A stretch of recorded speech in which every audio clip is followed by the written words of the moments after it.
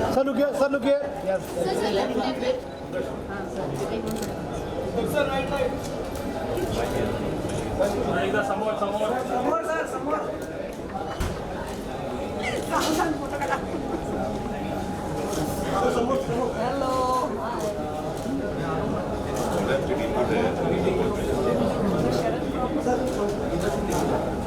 Thank you guys.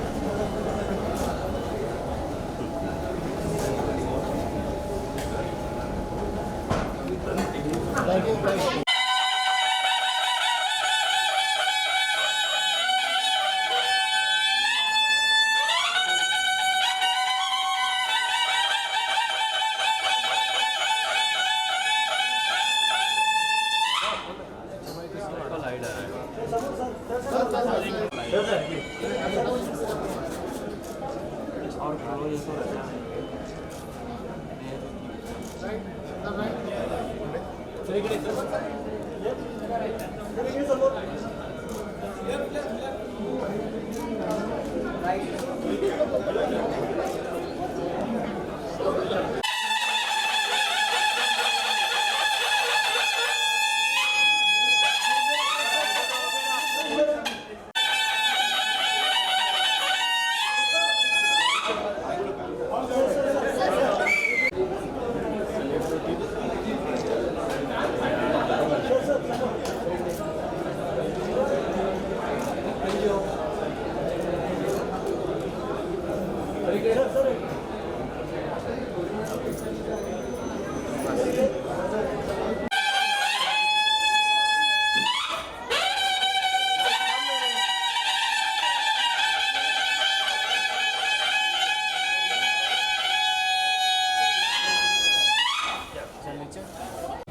Right में देखिए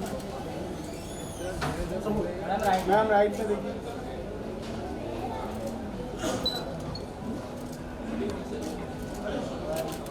thank you.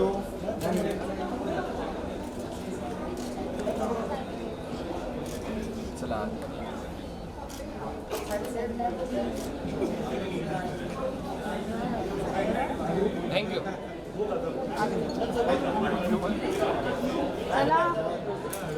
Thank you Thank you.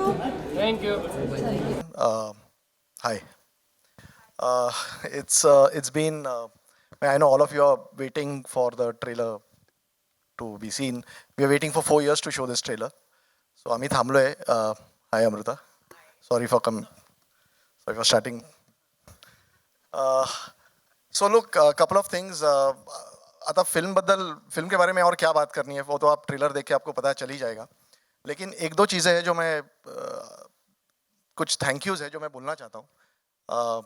एक दोन थँक्यूज आहेत कारण आता हा ट्रेलर तर आज येईलच पण त्याच्या आधी टीझर सॅटर्डेला रिलीज झाला आणि एक खूप अशी अद्भुत अशी गोष्ट संडेला घडली. तर ती अद्भुत गोष्ट अशी आहे की तमिळ ट्विटरवर आपला हरर महादेवचा जो ट्रेलर आहे तमिल में ये ट्विटर 3rd नंबर पे ट्रेंड कर रहा था.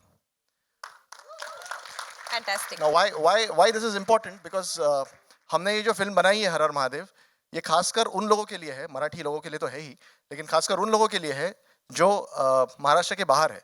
हम हमारे छत्रपति शिवाजी महाराज का जो इतिहास है वो भाषा का बंधन तोड़ के दूसरों को हम दिखाना चाहते हैं और खास करके युवा पीढ़ी को. और ट्विटर पे ट्रेंड हो रहा है तो ये इसका प्रमाण है कि युवा पीढ़ी भी हमारा ये जो टीजर है वो सैंपल कर रही है, उनको अच्छा लग रहा है.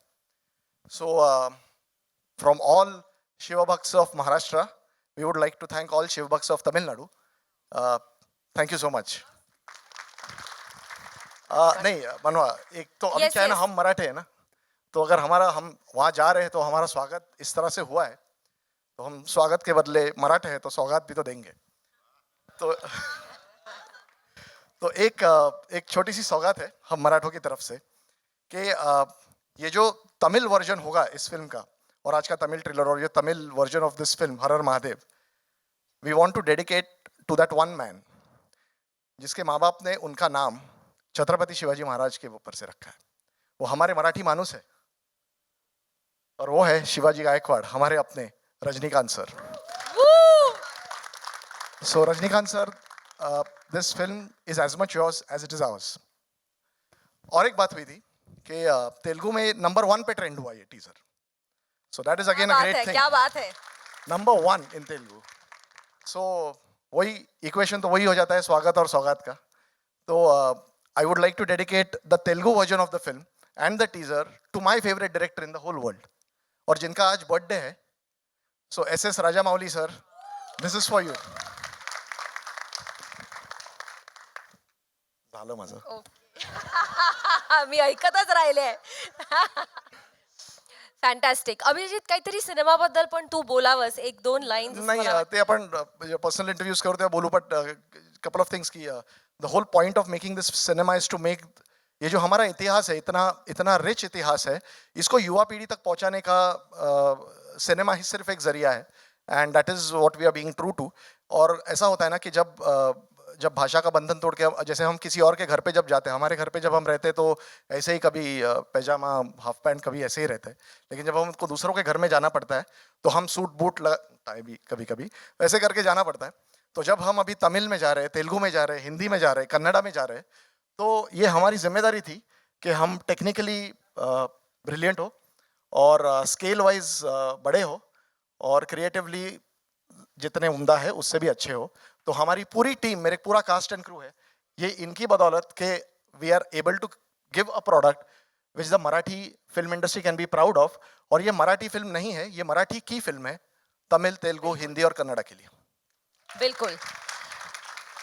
ज्या क्षणासाठी आपण थांबलोय ते आता आपण करूया, आपण ट्रेलर बघूया, पहिल्यांदी मराठीत मग हिंदीत। Abhijit, you can step aside with me, खाली जाऊ नकोस। और एक it's huge and you are releasing it in so many languages, so we want to hear about this, backing a big project once again from you. That's what we do. We are Z. We believe in telling stories which are grand, which are rooted in history and nationalism. It's our 30th year of existence as a brand, and really there isn't a better film. Marathi फिल्मों में हम लोग है ना पिछले 10-12 साल से release कर रहे हैं, डिस्ट्रीब्यूट कर रहे हैं, प्रोड्यूस कर रहे हैं, और हम लोग हमेशा सोचते थे कि ये पूरा जो पैन इंडिया फिनोमेना हो रहा है मराठी के लिए, as leaders, as pioneers of the industry, ऐसा हम लोग को कुछ करना चाहिए। And when this project came to us, it was instinctively Mangesh came and said, we've found the right film that what our ambition of taking Marathi film pan India, this is just the right project. It's grand on scale, on vision, action, fantastic cast and crew, and ये इस picture की जो marketing हम लोग पिछले 6 महीने से कर रहे हैं, I think right from February March से हम लोग ने ये बिल्डअप करा. Decision to go multiple languages was taken much later, but हाँ, अब ये रिजल्ट आप लोग के सामने है, और फिर now up to the media and to the audience to take this forward. It's something we're very proud of, and we hope you all enjoy it. We absolutely did. Mangesh sir, तुम्ही म्हणजे आता स्वप्नपूर्ती करणारे झालेले आहात. म्हणजे कोणी ड्रीम प्रोजेक्टचा विचार केला की ते तुमच्याकडे घेऊन येतात आणि मग तुम्ही पाठीशी उभे राहता. हा असा अजून एक फॅन्टॅस्टिक सिनेमा तुम्ही करताय, सो त्याच्याबद्दल बोला. Thank you for the compliment. Actually स्वप्नपूर्ती ही दोघांची आहे. कारण स्वप्न छोटं मोठं नसतं, ते जितक्या जणांना शेअर होतं तसं ते मोठं होत जातं. आणि all of us say in Maharashtra, Shivaji Maharaj is ours, Chhatrapati Shivaji Maharaj हमारे हैं. हम चाहते थे कि सारा भारत उनको कहे छत्रपति शिवाजी महाराज अपने हैं. ये हमारे से अपने की दूरी मिटाने का एक प्रयास हमारा हर हर महादेव है. क्योंकि हम जानते हैं कि सिर्फ भारतवर्ष में ही नहीं, पूरे दुनिया में भी शायद आप ढूंढने जाओगे तो इस तरीके की इंस्पिरेशन, इस तरीके का रहन सहन, इतनी सादगी और उसी के साथ इतना बड़ा कार्य शायद यह कोई कर पाया होगा। इसीलिए हमको लगा था कि ये होने के बावजूद भी महाराष्ट्र के बाहर की जनता अब थोड़ा थोड़ा करके उनके बारे में जानने लगी है।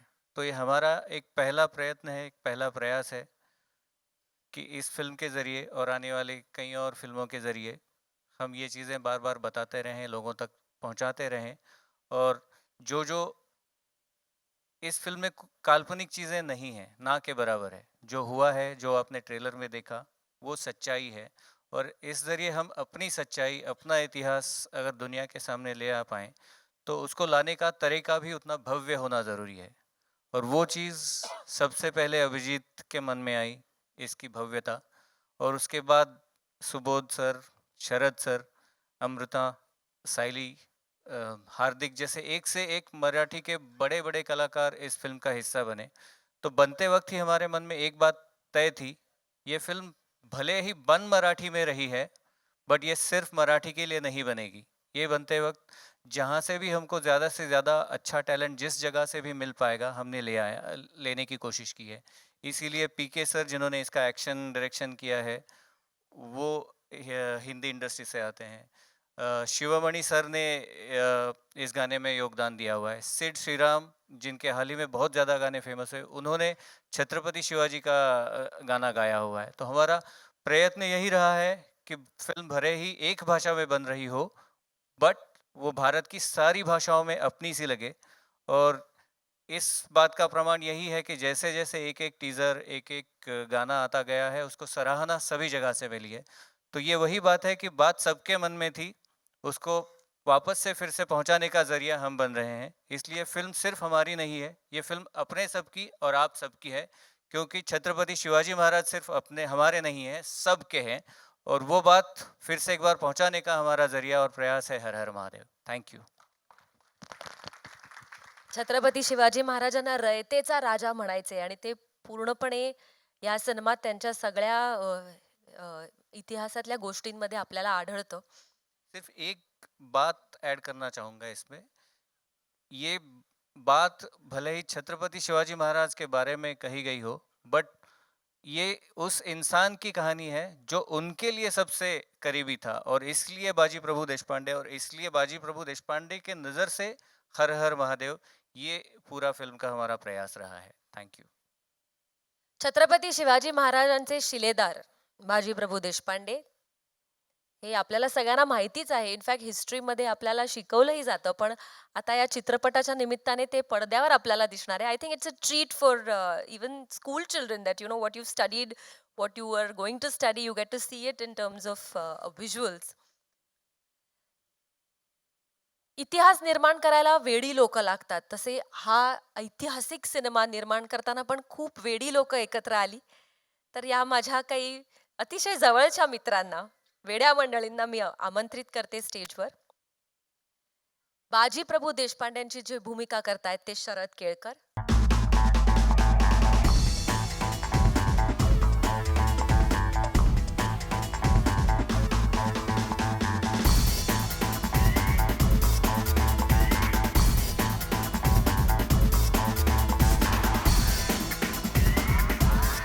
सोनाबाई देशपांडेंच्या भूमिकेत आहे अमृता खानविलकर.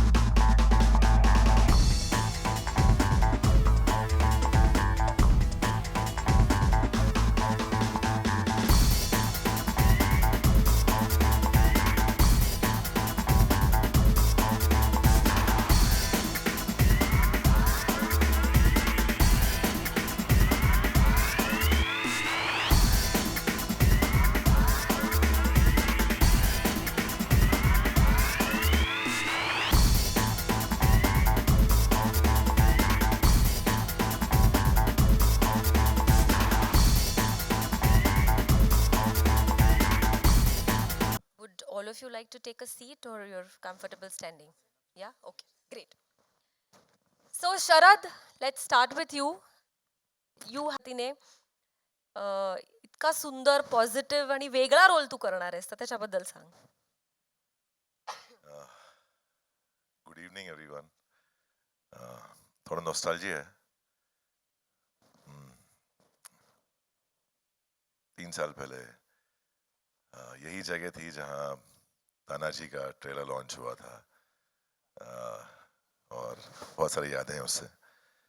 उस वक्त भी मैंने कहा था कि भले ही मैं छत्रपति शिवाजी महाराज का रोल कर रहा हूं, लेकिन वहां तक पहुंचना किसी के लिए भी पॉसिबल नहीं है, लेकिन उनका मावड़ा बनना पॉसिबल है। तो इस फिल्म में उनका एक मावड़ा बन के आ रहा हूं, और एटलीस्ट जो लोग महाराज को मानते हैं वो तो मैं समझ सकता हूं इस किरदार के जरिए। सो अपने आप को सौभाग्यशाली मानता हूं कि मुझे बाजी प्रभु देशपांडे जी की भूमिका करने को मिली। उम्मीद करता हूं कि आप लोगों को अच्छी लगेगी। आणि काय सांगू, आता महाराज बरोबर आहे, महाराज बोलणार आणि मावळे ऐकणार.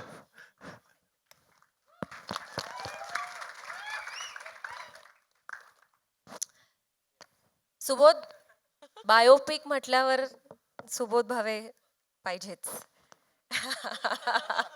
आणि प्रत्येकाची इच्छा असते की एक अशा पद्धतीची ऐतिहासिक भूमिका करता यावी. स्वप्न असतं, तर त्याची पूर्ती झाली असेलच, पण तुझा अनुभव आणि जर्नी सांग. सगळ्यात पहिल्यांदा उपस्थित सर्वांना नमस्कार. मी मराठीतनंच बोलेन, कारण त्या भाषेत मी जास्त उत्तम पद्धतीने बोलू शकतो. माणसाची इच्छा असो नसो, शिवछत्रपतींचं एक फार सुंदर वाक्य आहे, हे राज्य व्हावे ही तो श्रींची इच्छा.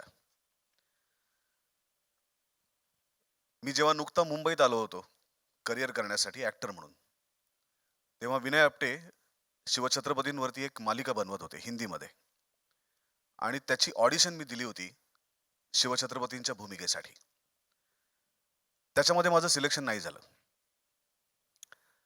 त्या भूमिकेपर्यंत पोचायला मला 22 वर्ष वाट बघावी लागली. कदाचित माणूस म्हणून मी प्रगल्भ होण्याची महाराज स्वतः वाट बघत असतील, की आधी याला माणूस म्हणून प्रगल्भ होऊ देत, आधी त्याला सगळं आयुष्य समजून घेऊ देत, मग मी त्याला प्रसन्न होईन. अभिजित बरोबर हा माझा दुसरा चित्रपट आहे. याआधी आणि डॉक्टर काशीनाथ घाणेकर आणि आता हर हर महादेव. आणि दोन्हीमध्ये एक साम्य आहे.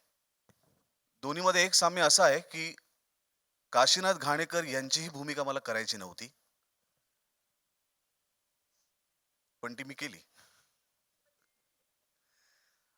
आणि शिवछत्रपतींची भूमिका सुद्धा, हा चित्रपट जेव्हा त्याला शूट करायचा होता तेव्हा माझा नाटकाचा अमेरिकेचा दौरा होता, आणि ही भूमिका मी करावी म्हणून करोना आला, लॉकडाऊन लागला, शूटिंगच्या तारखा पुढे गेल्या, आणि शिवछत्रपतींची भूमिका मी मिळाली.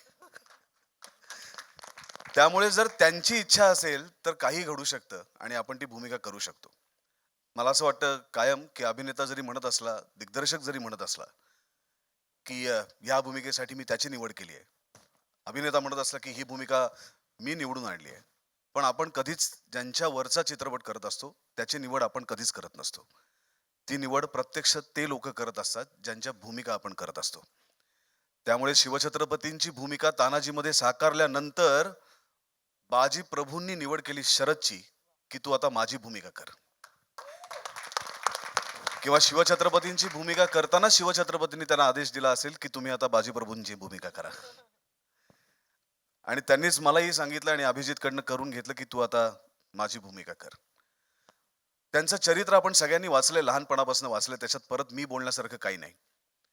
पण मला हा शिवछत्रपतींवरचा कुठलाही सिनेमा हा फार एक सुंदर योग वाटतो, एक इमोशनल योग वाटतो. योग अशासाठी वाटतो की 50 वर्षांचं आयुष्य महाराजांचं होतं.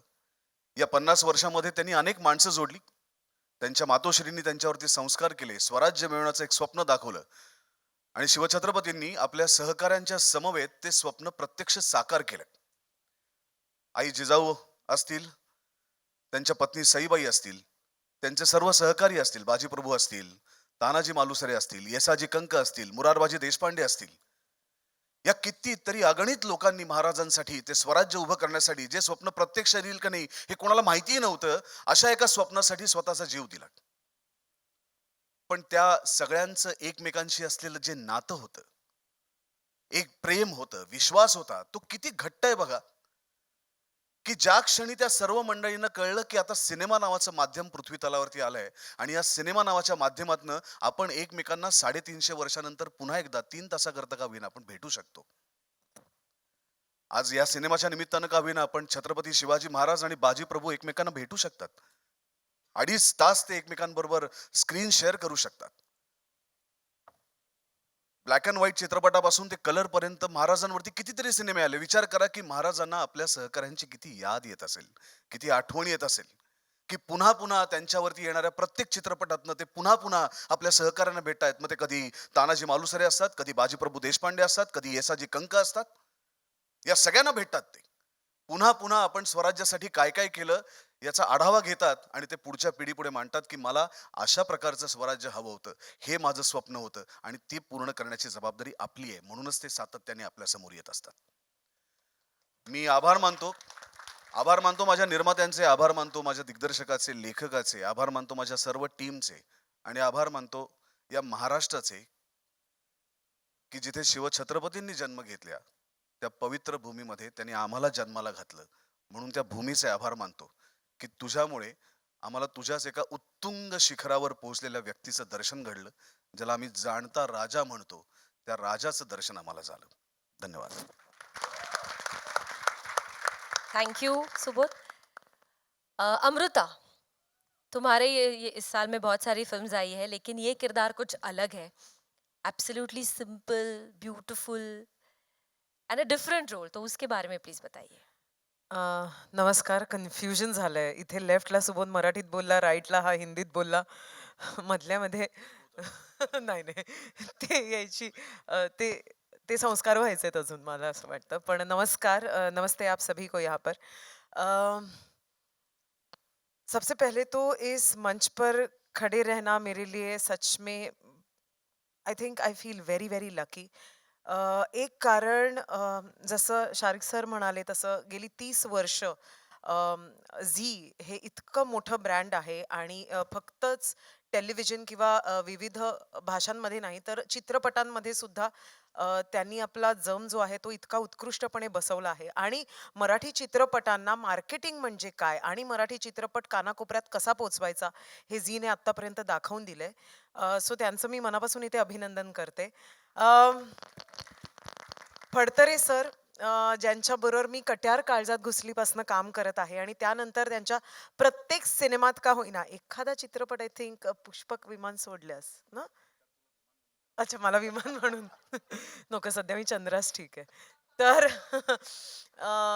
तर त्यांच्याबरोबर सातत्याने काम करायची संधी मिळते आणि हे त्यांचं मोठेपण आहे की जेव्हा कुठला एक सुंदर रोल लिहिला जातो तेव्हा माझं पहिलं नाव त्यांच्या मनात येतं आणि मग त्या गोष्टीला मी नाही म्हणू शकत नाही. मी नेहमी त्यांना म्हणते की तुम्ही एक शगुन आहात माझ्यासाठी. कुठलाही चित्रपट किंवा कुठलंही वर्ष सुरू करायचं म्हणजे फडतरे सरांचा एक फोन यायला पाहिजे आणि मग ते वर्ष खूप छान जातं. अभिजित देशपांडे यांच्याबद्दल जितकं बोलावं तितकं कमी आहे. जसं मनवा म्हणाली मगाशी, वेडा माणूस आहे कम्प्लिटली.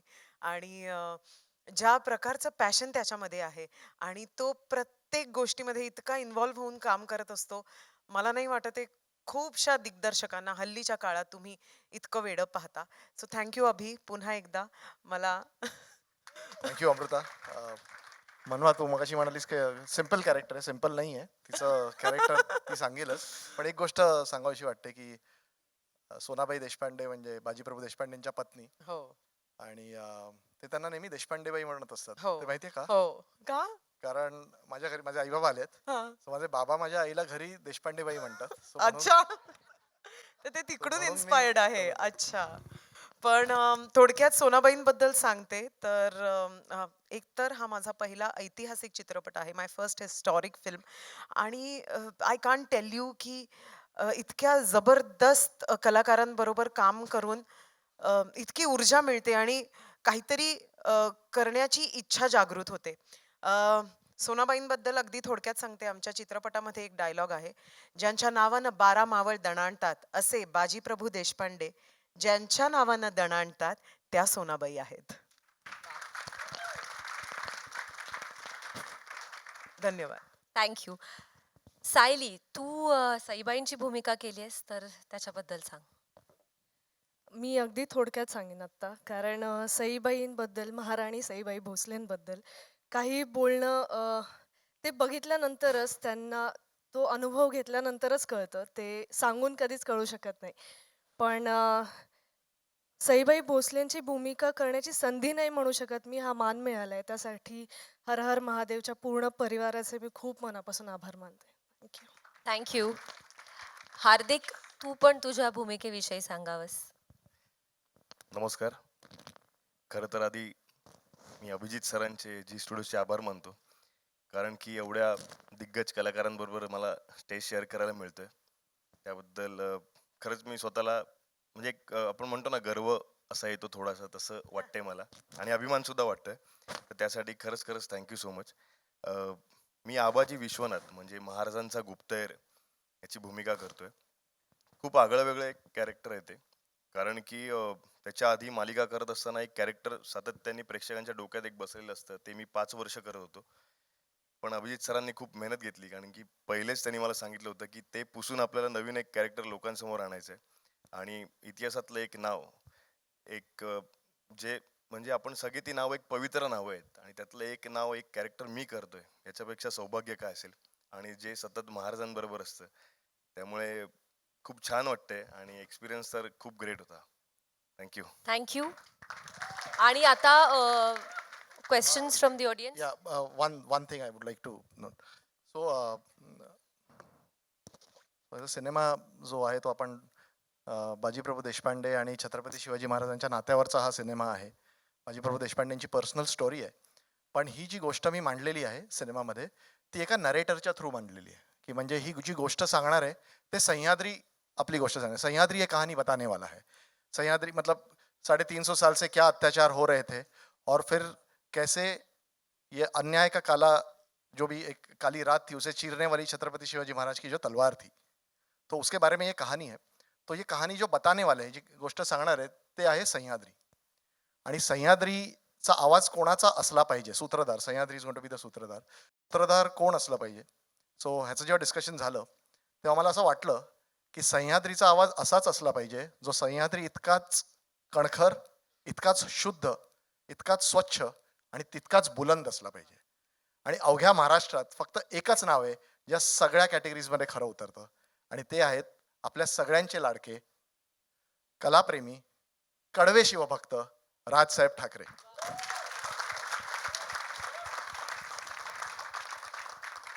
मी या मंचावरनं हर हर महादेवच्या पूर्ण टीमकडनं ॲक्च्युली टीमकडनं म्हटलं नाही पाहिजे कारण ते पण आता आपल्या टीममध्येच आहेत. सो मी त्यांना खरंच म्हणजे काय थँक्यू राज सर. आणि तुम्हाला अजून एक गोष्ट नमूद करावीशी वाटते की एक 4-5 दिवसांनी आपण एक पहिलं टीझर काढणार आहोत सह्याद्रीचं ज्याच्यात तुम्हाला सह्याद्रीचा आवाज ऐकायला मिळेल. हिंदी आणि मराठीमध्ये दोन्हीमध्ये राजसाहेबांनी आवाज दिलेला आहे आणि त्यांनी खरंच खूप मेहनत घेतली की म्हणजे नुसतं मी आहे म्हणून मी येऊन काही बोलीन आणि तुम्ही ते घ्याल खरं तर काही घेतलं असतं आम्ही पण त्यांनी तसं नाही केलं. शेवटी एक कलाकार आहेत ते आणि त्यांनी खरंच म्हणजे वेळात वेळ काढून त्याचं रेकॉर्डिंग केलं डबिंग केलं. फक्त एकच की सकाळी 7 वाजता बोलवायचे ते. सो पण ठीक आहे पण त्यांनी खूप खूप आय एम सो इगर की तुम्हाला ते टीझर दाखवा. So thank you Raj sir. Thank you very much. 2 मिनिटं घेईन because yes yes in fact Sorry, आम्हाला guys. तुमचं सगळ्यांचंच नाही, ऐकायचं so I step down no no and me you all can 2 मिनिटं कंटिन्यू. मग आपण प्रश्नोत्तर Okay, चालू करू. okay, तर definitely. मी खूप इमोशनली असं झालेलं आहे की मला कळत नाही काय बोलावं. स्टील सुरुवातीपासून I want to thank Abhijit for considering me. Phadtare sir तुम्ही इतका ट्रस्ट दाखवला आमच्यावरती. Zee studios Mangesh sir thank you so much. Sharik sir thank you so much and इतका सपोर्ट तुम्ही या फिल्मला देत आहे. पहिला सिनेमा आहे आमच्या सगळ्यांसाठी खूप महत्त्वाचा आहे आणि खरं सांगू म्हणजे मला आता 18 वर्ष झाली 20 वर्ष मुंबईला झाली 18 वर्ष काम करताना झाली. ह्याच्याहून जास्त इम्पॉर्टंट फिल्म माझ्या करिअर माझ्या आयुष्याची कोणची नाही आहे. तर I need your blessings. We need your blessings. तर please you know how much you can support us please support us. Thank you. Thank you and now will take questions from the media. कोणाला विचारायचं आहे तुम्हाला बसायचं या प्लीज यू कॅन सिट. आणि Phadtare sir actually तुम्ही वर स्टेजवर बसायला पाहिजे होतं. ब्रीफली मैं आपको बताऊंगा। इसकी शुरुआत, इसकी नींव जो रखी गई थी वो 2013 में थी, क्योंकि हम सभी छत्रपति शिवाजी महाराज के भक्त हैं, फैंस हैं, हम उनके सिखाए हुए बातों को बचपन से देखते हैं। तो मुझे एक ऐसा सिनेमा उनके उनके एक one incident in his life एक ऐसा बनाना था जो आज तक किसी ने देखा नहीं है। और ये मैंने सिलेक्ट किया बाजी प्रभु देशपांडे जी का कैरेक्टर, किरदार, क्योंकि मुझे उससे एक बड़ी बात कहने का मौका मिल रहा था। जैसे हम देखते हैं कि जब दूसरे राजाओं के लिए जब लोग लड़ते तो वो लड़ते, लेकिन जब हमारे छत्रपति के लिए जब कोई लड़ता था तो वो मरता था। वो मरने को क्यों तैयार होता था? वो सिर्फ अकेला नहीं मरता था, वो एक बेटे के तौर पे मरता था, एक बाप के तौर पे मरता था, एक भाई बन के मरता था, एक दोस्त बन के मरता था। तो जब एक मावड़ा कुर्बान होता तो ये 4-4 मौतें उसको मंजूर होती थी। और वो क्यों होती थी? क्योंकि मेरे छत्रपति शिवाजी महाराज ने एक सपना दिखाया था जिसका नाम था स्वराज्य। और इसीलिए मुझे ऐसा लगा कि ये कहानी किसी ने बताई नहीं है। हम हमेशा उनके पराक्रम की बात करते हैं, लेकिन उनका जो ड्रीम था, उनका स्वराज्य का विश्लेषण क्या है, वो दिखाने का मौका मुझे इससे मिला। और बाजी प्रभु देशपांडे ये जो स्टोरी है, जैसे अभी आपने टीजर में देखा होगा कि पहले बाजी प्रभु देशपांडे को ये जो मावड़ में जो एक आंधी आ रही थी शिवाजी महाराज नाम की, उन्हें मंजूर नहीं थी। फिर ऐसा क्या हुआ कि जिसका उन्होंने पहले थोड़ा बहुत विरोध किया, उसी सपने के लिए, उसी इंसान के लिए उन्होंने अपने प्राण दे दिए। तो ये ग्राफ क्या था, ये क्या किमाया थी, ये क्या ऊर्जा थी मेरे छत्रपति की, जिसके लिए ये बाजी प्रभु देशपांडे जैसा बुलंद मावड़ा कुर्बान होने को तैयार हो गया। तो ये दिखाने का मौका मुझे इस स्टोरी से मिल रहा था। बिकॉज हमेशा मुझे लगता था कि यार लोग 100 लोग मर रहे हैं, 200 लोग मर रहे हैं, लेकिन हर एक वो इंसान है, एक एक आदमी की जान है, उसकी फैमिली को पीछे छोड़ के जा रहा है। तो ये एक human side of the Maratha history और एनी हिस्ट्री, ये अब तक हमने कहीं सिनेमा में देखी नहीं है। तो मुझे लगा कि as a writer I can sort of give you something different of something that you think you know. Hello Abhijeet. हाँ जी सर। छत्रपति शिवाजी महाराज, सेम जगह, सेम ऑडिटोरियम।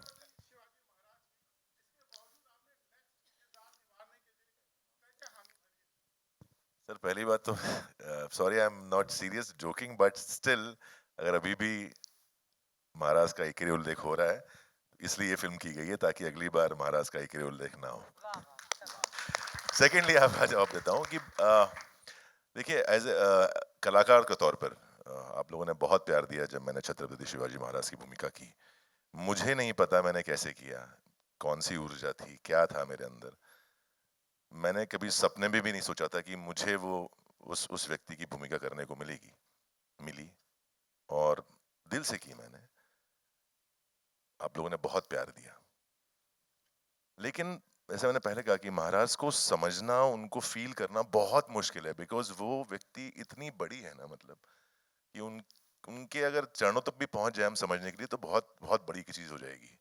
लेकिन उनके जो मावड़े हैं, जो उनके लिए पागल हैं, उनको समझना जरूरी था।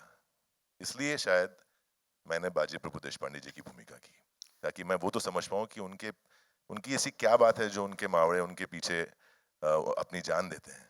वो भावना समझनी बहुत जरूरी थी और समझानी थी लोगों को। शायद ये एक संधि मुझे मिली, एक मौका मुझे मिला, और ऑल थैंक्स टू अभिजीत, जो पत्थर को भी कन्विंस कर सकते हैं कुछ भी काम करने के लिए। Abhijeet sir before we go ahead, Ashok Shinde आलेले आहेत, त्यांना पण मी रंगमंचावर आमंत्रित करते. अशोकजींनी एक महत्वाची भूमिका केली आहे या सिनेमात.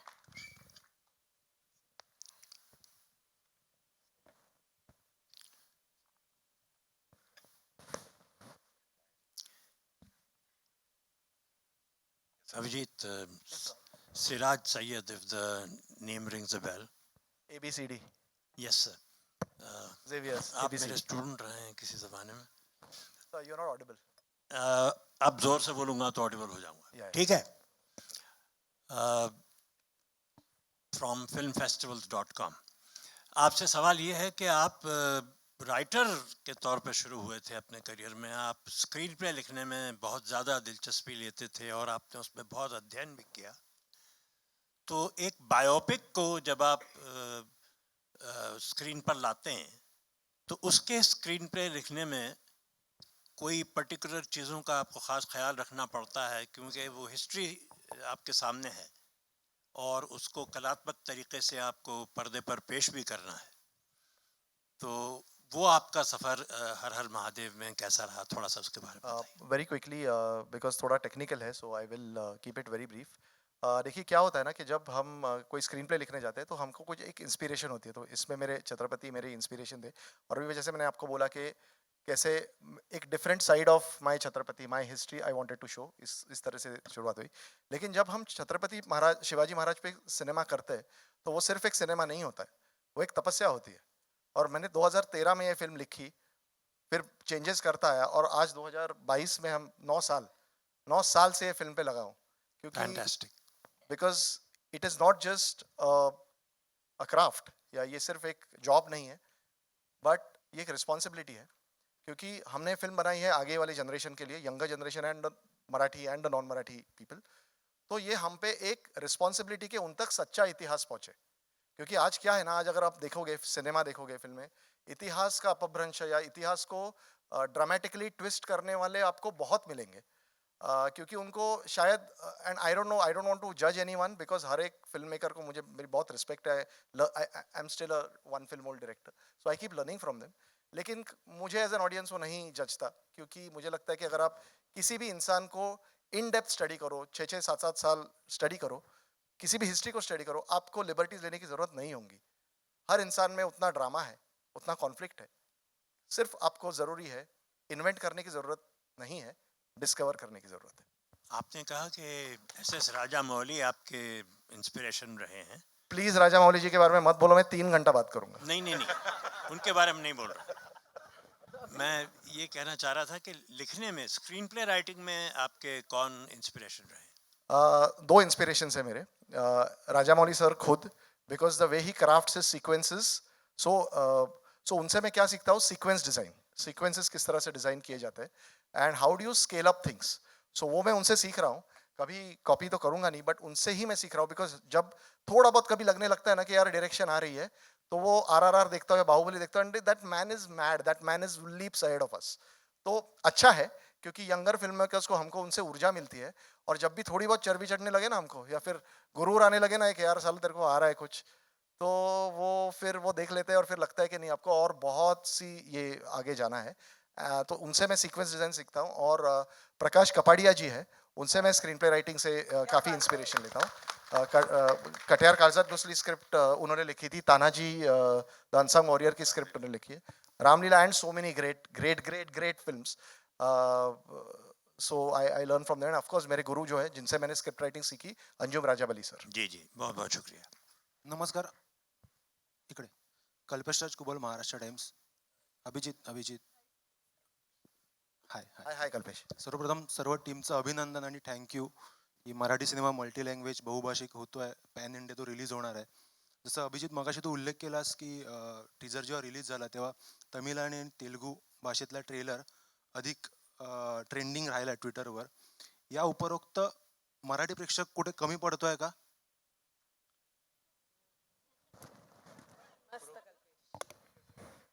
कल्पेश जी, ओके, नाही, कमी कधीच पडत नाही, कारण सिनेमाची सुरुवात महाराष्ट्रामध्ये झाली, सो आपला प्रेक्षक कधीच कमी नाही, आणि मी कधीच असं मानत नाही की म्हणजे आता सपोज कुठला सिनेमा चालतो किंवा नाही चालत, त्याला आपण आपल्याला म्हणतो ना यार ऑडियन्स को समजता नाही, ऑडियन्स को अक्कल नाही, असं मी कधीच मानत नाही, कारण ऑडियन्सला जेवढं समजतं ना तेवढं आपल्याला घंटा काही समजत नाही.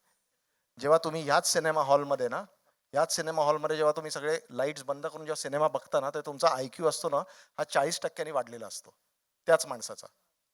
सो ऑडियन्सला कधीच आपण डावरून चालायचं नाही, आणि आय एम हॅपी की तमिळ तेलुगूमध्ये जो रिस्पॉन्स मिळाला आहे तो महाराष्ट्रामध्ये पण आम्हाला चांगलाच रिस्पॉन्स मिळणार आहे, आणि बरं आहे की थोडासा लेट मिळतो, कारण आम्ही अजून प्रयत्न करतोय सो दॅट अजून त्यांच्या कसोटीवर खरं उतरण्याचं. So I am waiting. Thank you so much. Hello hello hello Subodh sir, प्रश्न तुम्हाला आहे. सर तुम्ही already best of the best biopics केलेले आहेत, ते खूप छानपैकी तुम्ही पार पाडले आहेत. आज तुम्हाला छत्रपती शिवाजी महाराजांचा जो रोल मिळाला, आणि तुम्ही बोलले ते आफ्टर 22 इयर्स तर तुम्हाला हा रोल मिळाला, त्याबद्दल तुम्ही जरा what was your feelings and कसं वाटलं तुम्हाला हे रोल करताना? सगळ्यात पहिल्यांदा हा सिनेमा लोकांना आवडणार आहे याची मला खात्री आहे आणि त्याचं संपूर्ण श्रेय अभिजितचं आहे. तो ज्या पद्धतीने आपलाच इतिहास आपण लहानपणी आजी आजोबांच्या गोष्टी ऐकत मोठे झालोत सगळेच जण, ज्यांना घरी असतील किंवा आई वडिलांकडनं गोष्टी ऐकल्यात. आपल्याला गोष्टी ऐकायला खूप आवडतात. आपले कदाचित घरचे आपल्याला एकच गोष्ट रोज सांगत असतील, पण ते रोज सांगताना त्याच्यात काहीतरी एक ऍड करतात गोष्ट आणि तीच आपल्याला पुन्हा सांगतात आणि आपल्याला पुन्हा ती गोष्ट ऐकायला आवडते. शिवछत्रपतींचा इतिहास आपल्यासाठी नवीन नाहीये. महाराष्ट्रात जन्मलेल्या वाढलेल्या प्रत्येक मुलाला शाळेतनं, घरातनं, ते एखादा सण जसा आपल्याकडे येतो ना, दिवाळी, दसरा किंवा घरातली एखादी परंपरा आपल्याकडे जशी साजरी होते, तसं मला असं वाटतं शिवछत्रपती आपल्याकडे साजरे होतात. तो फक्त त्यांच्या शिवजयंतीला किंवा राज्याभिषेक दिनाला जयघोष करणे इतपत मर्यादित नाहीये, तर ते आपल्या प्रत्येकाच्या DNA मध्ये आहेत. त्यांना आपण वगळू नाही शकत, त्यांना आपण काढू नाही शकत. मग ते आपल्या DNA मध्ये का आहेत? याचं उत्तर जेव्हा एखादा माणूस, जसं आता अभिजितने स्क्रिप्ट वरती सांगितलं, की त्याच गोष्टीकडे जेव्हा तो वेगळ्या पद्धतीने बघायला लागतो, तेव्हा मला असं वाटतं शिवछत्रपतींचं मोठेपण आपल्याला अजून जास्तीत जास्त जाणवायला लागतं.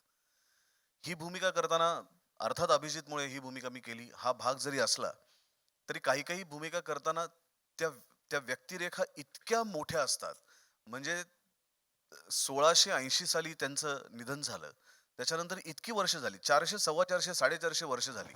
अजून इतिहासकार त्यांच्यातले वेगवेगळे इतिहासातले काही काही मुद्दे शोधतायत, अजून शिवछत्रपतींना शोधतायत. तर मी असं म्हणूच शकत नाही की ते मला सापडलेत. 450 वर्षात ते आपल्याला अजून पूर्णपणे कळले नाहीत, तर मला 5-6 महिन्यामध्ये ते काय कळणार आहेत? आणि अशा व्यक्तिरेखा जेव्हा तुम्हाला सापडत नाहीत ना, जेव्हा त्या शोधू शकत नाही तुम्ही, तेव्हा एकच गोष्ट करायची असते, त्यांना शरण जायचं असतं. समर्पण करायचं असतं आणि त्यांना सांगायचं असतं की माझी बुद्धीची कपॅसिटी नाहीये तुम्हाला समजून घेण्याची, तर आता तुम्ही माझ्याकडनं करून घ्या, म्हणजे तुम्हाला योग्य वाटेल. आणि मग ते तुला बरोबर रस्ता दाखवतात, ते तुला दिशा दाखवतात आणि ते तुझ्याकडनं करून घेतात. त्यामुळे याच्यात मी काही केलेलं नाही. मला असं वाटतं अभिजितच्या माध्यमातून त्यांनीच आमच्याकडनं हे काम करून घेतलेलं आहे. नमस्कार, मी निलिमा कुलकर्णी. सर्वप्रथम सर्वांचं अभिनंदन. मराठी सिनेमा इतका खरंच खूप मोठा होऊ दे यासाठी भरभरून शुभेच्छा. फार उत्तम वाटतं हे. अशी पत्रकार परिषदेचं कदाचित आम्हा सगळ्या मराठी पत्रकारांनी स्वप्न पाहिलं असेल. जे आता होतंय ते खूप छान वाटतंय. धन्यवाद. आणि सुबोध आणि शरद दोघांना प्रश्न. फार सगळेच उत्तम कलाकार आहेत. सुबोध, इतके सुंदर बायोपिक तू आधी केलेले आहेस, इतकी सुंदर कॅरेक्टर्स रंगवलेली आहेस, पण आता छत्रपती शिवाजी महाराज आणि शरद केळकर, आधी तू केलेला आहेस शिवाजी महाराज आणि आता बाजीप्रभू. शूटिंगच्या वेळचा एक काहीतरी विलक्षण अनुभव नक्की दोघांना आला असेल, अनेक असतील, पण आत्ता काय शेअर करावं असं वाटेल? दोघांनी प्लीज सांगा. खरं सांगू तर असं मनवा म्हणाली की खूप वेडी लोक होते याच्यामध्ये. तर सेटवरती किंवा शूटिंग करताना आपल्या आपल्या एका IQ मध्ये समजू तसं की वेडी लोक होती. हा माणूस सगळ्यात मोठा वेडा आहे. याच्यावर काम करणं खूप कठीण आहे, पहिली गोष्ट सांगतोय, पण सगळ्यांनी करावं. जोही ऍक्टर असो किंवा टेक्निशियन असो, एकदा अभिजित बरोबर काम करणं गरजेचं आहे जर काही शिकायचं असेल तर सिनेमाबद्दल. सुबोध, त्याचं नॉलेज किंवा माझं होतं एक ऍक्शनमध्ये की कुठपर्यंत जायचंय, तर मी सगळी वेडी लोक होती की इमोशनमध्ये कुठे जायचंय, ऍक्शनमध्ये कुठे जायचंय, हा तर कुठेच गेलेला होता माहिती नाही. तर आम्ही एक जेव्हा ते सगळे जुळले तिथे एक वेगळी एनर्जी होती. म्हणजे ती मला कधी कळली नाही की आहे, पण ती होती जवळपास कुठेतरी. आणि रोज म्हणजे वेगळ्या वेगळ्या जागी जायचो, कुठे पठारावरती, कुठे किल्ल्यांवरती, आणि चालत जायचो, करायचो, उन्हात शूटिंग, केस कापायचे, ओके कापून टाकू केस, काही असं. तर सगळ्या एक वेडेपणामध्ये हा सिनेमा शूट झालेला आहे. आणि बहुतेक अख्ख्या टीम मध्ये, whether it's Lochan who is a sound engineer, Hitesh असो किंवा बाबू असो आमचे DOP, सगळ्यांनी एक एक झोन मध्ये काम केलेलं आहे वेडेपणात, आणि म्हणून असा एक मराठी चित्रपट तयार होतो माझ्या हिशोबाने. सुबोध, तूही प्लीज शेअर कर. माझ्या पहिल्या दिवसाचा अनुभव मी सांगेन आणि मला असं वाटतं त्याच्यातनं कळेल की मला काय सांगायचं आहे.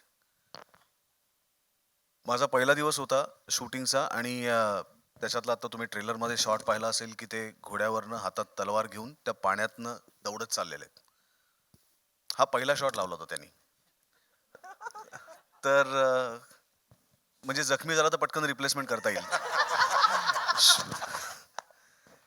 तर आम्ही घोडा, मी आणि शरद आम्ही दोघंही घोडा या भूमिकेसाठी, त्यांनी त्याच्या, मी माझ्या भूमिकेसाठी आम्ही दोघं शिकलो. लाठीकाठी पण आम्ही दोघं शिकलो, तलवारबाजी शिकलो, दांडपट्टा शिकलो. पण घोडा शिकणं वेगळं असतं आणि प्रत्यक्ष अशा प्रकारचा एखादा शॉट देणं खूप वेगळं असतं. तर आम्ही जिथे साताऱ्यामध्ये शूट करत होतो, तर ज्या नदी पात्रात आम्ही शूट करत होतो, त्या नदी पात्रात तो घोडा अतिशय चांगला होता, अतिशय प्रेमळ. त्याचं नाव प्रिन्स, त्या घोड्याचं नावच प्रिन्स आहे. अतिशय प्रेमळ होता आणि शूटिंगचं असल्यामुळे त्याला ॲक्शन कट सगळं आपल्यापेक्षा जास्त कळायचं. तर त्या पाण्यातनं जायच्या आधी मला अभिजितने सांगितलं की इकडून तुला घोड्यावरनं तिकडे जायचंय. तोपर्यंत मी तयार होऊन मी घोड्यावर बसून राहिलो होतो की एक पुन्हा एकदा त्याच्याशी आपण, त्याच्याबरोबर असावं आपण म्हणून. पण जेव्हा त्याने मला सांगितलं, त्याच्या जस्ट आधी त्या घोड्याला पायामध्ये जखम झाली होती आणि त्याला, बरं अभिजितने एकदा ठरवलं की त्याला जखम वगैरे असं काही, त्याच्या डोक्यात असं काही नसतं की अशी जखम वगैरे असते, त्यामुळे एकदा ठरलं की ठरलं. तर तो घोडा पळताना पाण्याची पातळी जरी कमी झाली असली तरी ते पाणी जे होतं ते फक्त चिखल किंवा असं गाळ असलेलं नव्हतं, तर त्याच्यात छोटे छोटे गोटे होते आणि त्या पूर्ण पाण्यातनं मला ते पात्र क्रॉस करून समोर जायचं होतं आणि एवढा शॉट होता आणि मला भयंकर भीती वाटत होती, भयंकर भीती वाटत होती. मी अस्वस्थ झालो होतो की समजा त्याचा बॅलन्स गेला आणि मी पडलो तर काय होईल. म्हणजे हा चित्रपट तर काही कारणांनी लांबेलच, कारण मला काहीतरी लागेल वगैरे वगैरे वगैरे, पण आपण ऍक्टर आहोत ना, आपलं शरीर हेच आपलं शस्त्र आहे आणि त्याच्यावरती आपल्याला कुठे डोळ्याला लागलं, कुठे काय झालं, तर असा एक अत्यंत भीतीपूर्ण एक विचार मनात चालू होता. आणि हे चालू असताना सायमल्टेनियसली माझ्या डोक्यात हेही चालू होतं, जे माझ्या डोक्यात कायम चालू असतं, की आपल्याकडे आत्ताच्या काळामध्ये मनाचे आजार खूप वाढलेत. लोकांना डिप्रेशन येतं, करोनाच्या काळामध्ये तर ते अजून वाढलेत.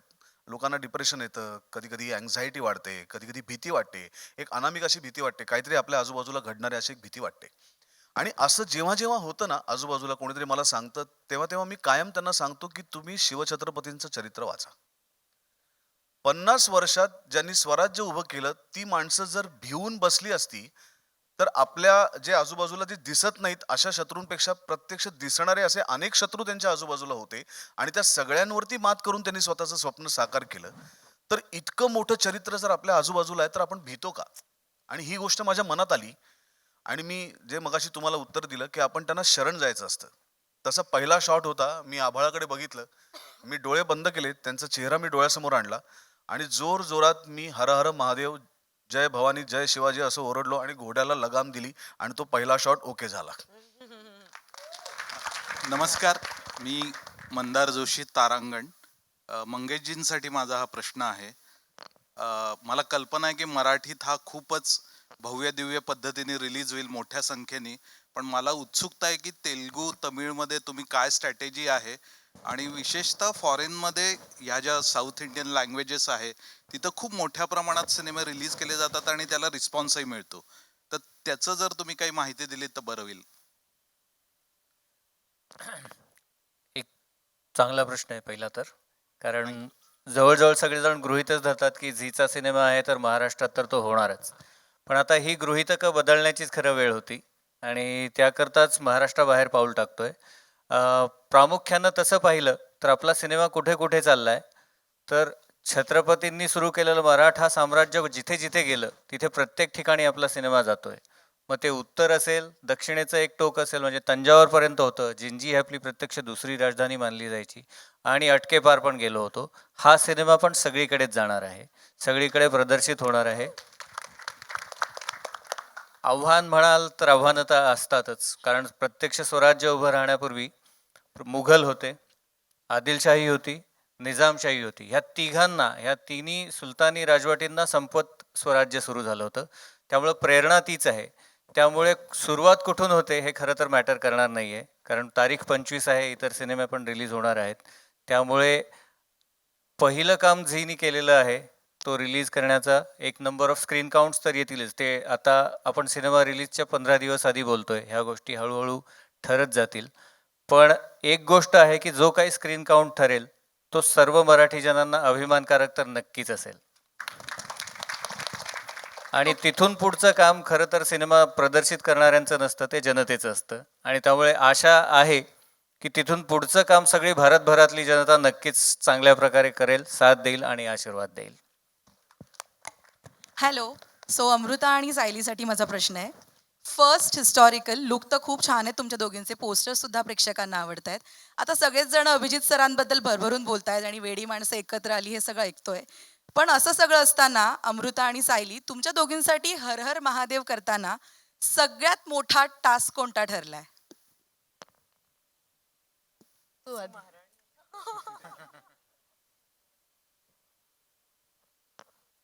अ, मला खरंच माहित नाही काय टास्क होता, कारण सुबोध सर, मी आणि अभिजित सर आम्ही बोलत बसलो होतो आणि त्यांनी त्या गोष्टी रूपात मला महाराणी सईबाईंची भूमिका समजावली. कुठेही वाचून मी ते केलेलं नाहीये, ते त्यांच्याकडनं गोष्टी ऐकून मी ती साकारली आहे. त्यामुळे ती कितपत साकारली जाते आणि जसं मगाशी शरद सर म्हणाले, की त्यांना समजून घेणं खूप अवघड आहे. तर ते साकारणं त्याहून जास्त अवघड होतं. तर तोच माझ्यासाठी टास्क होता.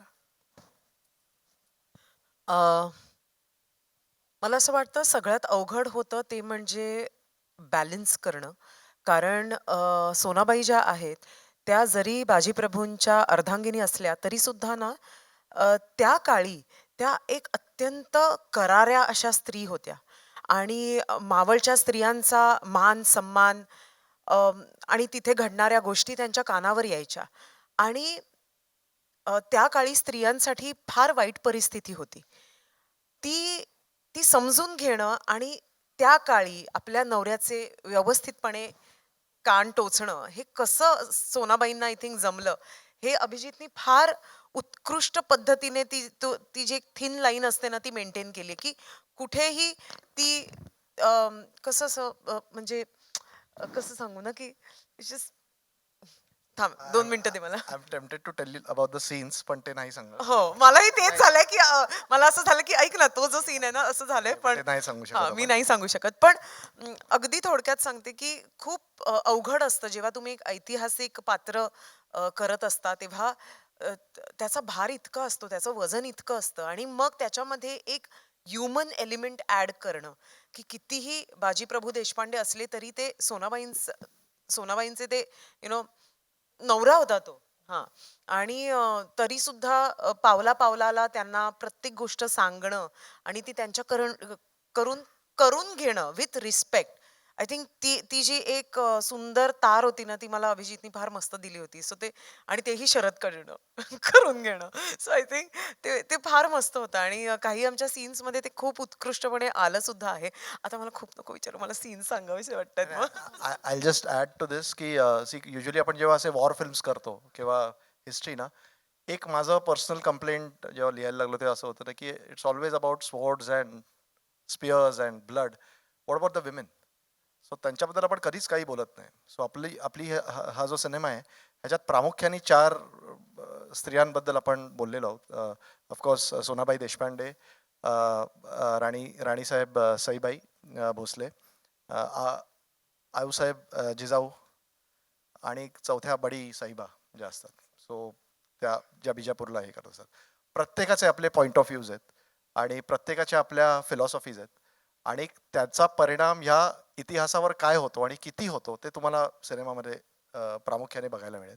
आणि वाय अमृता? बिकॉज एक असा ठीक आहे, एक असा सीन आहे ज्याच्यात जसं ती बोलली की बाजीप्रभू देशपांडेंकडनं काहीतरी चुकत असतं आणि तिकडे ते बाहेर असतील बाजीप्रभू देशपांडे, इथे घरी आल्यावर त्यांना so I wanted an actress जी आता शरदचा आवाज वगैरे तुम्हाला He just wanted to match the voice. Match the voice and also the personality, की म्हणजे she has to stand her ground. जेव्हा बाजीप्रभू देशपांडे चुकतात पहिल्या 15-1 मिनिटात जेव्हा ते चुकतात सगळं नको सांगू. सो जेव्हा त्यांचं चुकत असतं सो त्यांना आरसा दाखवणारं कोण असतं तर त्या Sonabai Deshpande. So she has to give it back. आणि मी जेव्हा तो सीन ब्रीफ केला तर म्हटलं ना की तू ना आता फुल जा, म्हणजे ना बाजीप्रभू देशपांडेंची करायचीस तू आता. सो आणि शिवज लाईक यार कसं म्हटलं की डायलॉग्स देतो ना मी सांगतो आणि मग सिच्युएशन तिला सांगितली. आणि the thing about Amruta is that ती जेव्हा म्हणजे ती अमृता सी ऑल ॲक्टर्स ना माझ्या या स्टेजवर जे आहेत ना, हे का इतके टॅलेंटेड आहेत? कारण इटका जेव्हा पत्थर असतो, की मी जेव्हा त्यांच्याकडे काही देतो ना, कॉम्प्लिकेटेड असतं. लिटरली 10-10, 15-15 सेकंड्समध्ये त्यांना 3-3 इमोशन्स प्ले करायचे असतात. पण हे लोकं जे देतात ना मला, मग त्याच्यावरनं मला असं वाटतं, की मग 4 पण करू शकतात. So I become greedy. आणि अमृतानी तो सीन जो परफॉर्म केलाय ना, I mean it's it's something जो जे तुम्ही सिनेमा बघाल 25 तारखेला, तुम्ही नक्की ह्या सीनबद्दल प्रामुख्याने लिहाल. So thank you Amruta and thank you Sahil. नमस्कार, चित्राली फ्रॉम लोकमत. माझा प्रश्न हार्दिकला आहे. हार्दिक, जसं तू म्हणालास की 5 वर्ष तू एक भूमिका केली, त्याचं एक वेगळं फॅन फॉलोईंग आहे आणि असं नाही आहे की हा पहिला सिनेमा असेल जो तुला ऑफर झाला आहे. तुझ्या भूमिकेची लांबी किती आहे माहिती नाही, पण महत्त्वाचा नक्कीच तुझा रोल असणार आहे. सो काय असं होतं की हा सिनेमा निवडलास? म्हणजे ती भूमिका काय आहे ती तू सांगितलीस, पण तिची लांबी मोठी नसली तरी असं काय होतं की बाकी सगळे सिनेमांपैकी हा निवडलास? जसं मी मगाशी सांगितलं की 5 वर्ष एक भूमिका मी करत होतो. लोकांच्या डोक्यात एक नाव होतं आणि मुळात एक आगळं वेगळं मला पात्र करायचं होतं. आणि अभिजित सरांचा फोन आला मला की असं असं आपण करतोय, तर तू इंटरेस्टेड आहेस का? त्यांना मी आधी सांगितलं की मी मालिका करतोय. ते बोलले, तू टेन्शन घेऊ नकोस, हे सगळं मी बघतो. म्हटलं ठीक आहे सर, काही प्रॉब्लेम नाही आहे. तू कुठे आहेस? म्हटलं मी कोल्हापुरात आहे. तर मला असं वाटतंय की काही विचार करण्याआधीच माझ्याकडनं होकार निघून गेला, कारण की जेव्हा त्यांनी मला फक्त एक वन लाईन सांगितली की असं असं आपण करतोय. ती जागा मी सांगितल्यानंतर माझ्या जागी दुसरी कोणी व्यक्ती असेल ना, तरी त्यांनी होच सांगितलं असतं, कारण ती जागा होती पन्हाळगड. आणि ही स्टोरीच तिकडची आहे, ही कथा तिकडची आहे. त्यामुळे मला असं वाटलं की माझ्याकडनं नाही हे गेलंच नाही त्यांच्याकडे. सर मी करतो, तुम्हाला काय पाहिजे सांगा, मी तयार आहे. मग त्यांना माहिती होतं की मी काय करीन. त्याच्यानंतर मी जरा Google वगैरे जरा सर्फिंग करायला लागलो. त्यांना वाटलं बरोबर, त्यांनी मला फोन केला, "तू हे सगळं काही करू नकोस. मी तुला सांगेन काय करायचंय ते." त्यामुळे खूप एक चॅलेंजिंग कॅरेक्टर होतं माझ्यासाठी, कारण की एक आपण सातत्याने एक कॅरेक्टर करत असतो आणि अचानक आपण आता मोठ्या पडद्यावर येणार, हे एक दडपण सुद्धा असतं. पण खूप छान पद्धतीने सरांनी मला सांभाळून घेतलं आणि म्हणजे सरांनीच नाही तर सगळ्या सहकलाकारांनी सांभाळून घेतलं. त्यामुळे खूप सोपं नाही म्हणणार मी. खूप मजा आली आणि खूप शिकायला मिळालं. हॅलो, अशोक शिंदे सरांना प्रश्न आहे सर. तर तुम्ही तुमच्या रोलबद्दल जरा काय बोलाल का? कारण सगळेच बोलून गेले, तुम्ही शांत बसलात. नमस्कार. आधी मी माफी मागतो, कारण मला जरा वेळ झाला शूटिंगमुळे. शॉर्टमध्ये मला सांगायचं एवढंच की मी माझ्या करिअरची सुरुवात मेकअप आर्टिस्ट म्हणून केली होती. आणि मेकअप आर्टिस्ट म्हणून मी बाबासाहेब पुरंदरेंबरोबर जाणता राजाचे कमीत कमी 350 प्रयोग केले होते. आणि त्याच्यात कॉस्च्युम आणि मेकअप दोन्ही मी बघायचो. मी आणि आत्ताचे सुप्रसिद्ध आपले जे मेकअप डिझायनर आहेत विक्रम गायकवाड, ज्याने आपल्या पिक्चरचे डिझाईन्स केले आहेत. तर आम्ही ते करायचो. त्याच्यामुळे माझ्यात ते संपूर्ण भिनलेलं आहे. म्हणजे महाराज किंवा तो संपूर्ण जो प्रवास आहे त्यांचा, तो अनेक वर्ष मला त्याचा अभ्यास होता. आणि माझं अनेक वर्ष स्वप्न होतं की मला ऐतिहासिक भूमिका करायची आहे. खरं तर माननीय बाबासाहेब पुरंदरेंनी मला त्याच वेळेला भूमिका ऑफर केली होती, उमेदीच्या अगदी सुरुवातीच्या काळात. पण ते सगळं क्वाड्राफोनिक वगैरे होतं, म्हणजे नट बोलत नाहीत. सगळं मागून होणार आणि फक्त ॲक्शनवारे होणार. मग मी म्हटलं, मग माझा काय उपयोग? म्हणजे मी नुसत्याच कोणीतरी बोललेल्यावरती हातवारे करायचे आहेत, तर मला तो रोल करायचा आहे, पण तो काही मला मिळत नव्हता. कालांतराने मध्ये बरीच वर्ष गेली, 150 सिनेमे झाले माझे नायक खलनायक म्हणून. आणि ती बरोबर संधी मला एक दिवशी देशपांडे सरांनी दिली. मला त्यांनी सांगितलं, तुम्हाला याच्यामध्ये बाजीप्रभू देशपांडेच्या मोठ्या भावाची भूमिका करायची आहे. बर, अर्थात मला माझा अभ्यास असल्यामुळे मला माहिती होतं फुलाजी प्रभू, पण फुलाजी प्रभू देशपांडे हे खूप मोठे योद्धे होतेच, पण काही लोक लाईमलाईटमध्ये पूर्वीच्या काळात आले नाहीत, ज्याला आपण फेम म्हणतो. तसं ते योद्धे असूनही ते लाईमलाईटमध्ये आले नाहीत. त्यांना हायलाईट केले अभिजित सरांनी. आणि मला त्यांनी जेव्हा नॅरेट केलं, तेव्हा मला पहिला प्रश्न जेव्हा कॉल आला तेव्हा असा झाला की नक्की मला बोलवलंय का या रोलसाठी? कारण मी वेगवेगळ्या रोल्समध्ये कामं केलेली, पण ऐतिहासिक कधी केलेलं नाहीये. तर माझी मीटिंग झाली, भेट झाल्यानंतर त्यांनी मला सांगितलं की फुलाजी प्रभू देशपांडे योद्धे होते. मी ठरवलं होतं की काही एक शब्द बोलायचा नाही, जोपर्यंत मला काही खटकत नाही तोपर्यंत. कारण मी त्यांचा डायहार्ड फॅन होतो, कारण मला घाणेकर खूप प्रचंड आवडलं होतं, काशीनाथ घाणेकर. तर त्यांनी सुरुवात केली नॅरेट करायला आणि त्यांनी सांगितलं की ते थोडेसे तामसी, विक्षिप्त, थोडेसे मुडी असे वेगवेगळे शेड्स त्या कॅरेक्टरला आहेत ज्याच्यात मी कुठेच बसत नव्हतो बेसिकली माझ्या स्वभावाप्रमाणे. पण त्यांनी इंट्रोडक्शनचा सीन घेतलाय तिथंच सिनेमात कळतोय की हा माणूस काय आहे. मला त्याने उलटं लटकवलंय, त्याने मला रक्तात झोपवलंय, त्याने मला रक्तांमध्ये माखवलंय, त्याच्यानंतर परत आंघोळ करून झाल्यानंतर सांगितलं परत आपल्याला शॉट घ्यावा लागेल म्हणून परत रक्तात बसवलंय. असं मी सगळं केलंय. आणि फुलाजी प्रभू देशपांडे चा मी बाकी काही सांगत नाही की त्याचा प्रवास कसा येतो, पण योद्धा होता, बाजीवर प्रेम पण होतं, पण प्रासंगिक काही असे काही प्रसंग घडले आयुष्यामध्ये की जेणेकरून तो थोडासा कधी कधी साईड ट्रॅक व्हायचा, पुन्हा लाईफमध्ये यायचा. मग तो पॉझिटिव्ह आहे निगेटिव्ह आहे का, पण ते कॅरेक्टर अभिजित सरांनी इतकं सुंदर फुलवलंय. माझ्या माहितीप्रमाणे पिक्चरमध्ये खूप कमी बोलला असेल फुलाजी प्रभू देशपांडे, पण जेव्हा बोलतो तेव्हा ते अर्थात आता तुम्ही आणि सरांनी ठरवलंय. पण मला खूप आनंद झाला कारण मला माझी ऐतिहासिक भूमिका करायला मिळाली. मी मंगेशजींचा आणि अभिजित सरांचा झी टॉकीजचं खरंच शतशः ऋणी आहे, कारण जे एक स्वप्न असतं नटाचं ॲक्टरचं ते पूर्ण झालं. आणि ही गँग तर बसली, ही तर म्हणजे आदर्शच आहे आत्ताचे सगळे. सुबोधचा प्रवास मी पाहिला आहे, diet fan of Sharad Kelkar, sorry नाही हे जास्ती नाव मला इम्पॉर्टंट आहे. अमृताभूमी आता नाव ही सिनेमा काफी. केला आम्ही आता, चंद्रमुखी केला, नंतर सायली म्हणा किंवा हार्दिक म्हणा, सगळ्यांबरोबर कामं करतानाच एक एक्सपिरियन्स वेगळा होता. पहिल्यांदा म्हणजे पहिली 5 मिनिटं 10 मिनिटं तुमची जातील की ही व्यक्ती कोण आहे, इतका गेटअप चेंज केला. मग ज्या वेळेला मेकअपचा प्रश्न आला त्यावेळेला सगळ्यांचे गेटअप झाले होते, पण फुलाजी प्रभू देशपांडेचा गेटअप राहिला होता. आणि त्याच वेळेला आमचे मित्र विक्रम गायकवाड, कोविडच्या त्या काळानंतर त्यांना थोडासा त्रास झाला आणि खूप जास्ती त्रास झाला आणि ही वॉज हॉस्पिटलाइज आणि काय करावं कळत नव्हतं.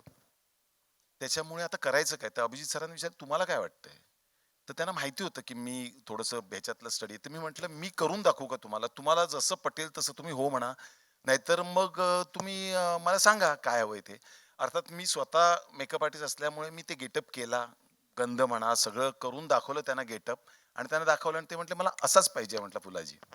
अर्थात ते me that credit goes to विक्रम गायकवाड, कारण त्याच्याबरोबर राहून त्याच्याबरोबर काम करून आमचं एक जे एकत्र बॉन्डिंग होतं ते आज कामी आलं. आणि तो बरा झाल्यानंतर तो हॉस्पिटलाइज होता त्यावेळेला मी त्याला फोन करून सांगितलं की असं असं कॅरेक्टर मी फुलाजी प्रभू करतोय आणि तू जसा गेटअप करू शकला असतास तसाच गेटअप मी केलाय, म्हणून मी त्याला फोटो पाठवला.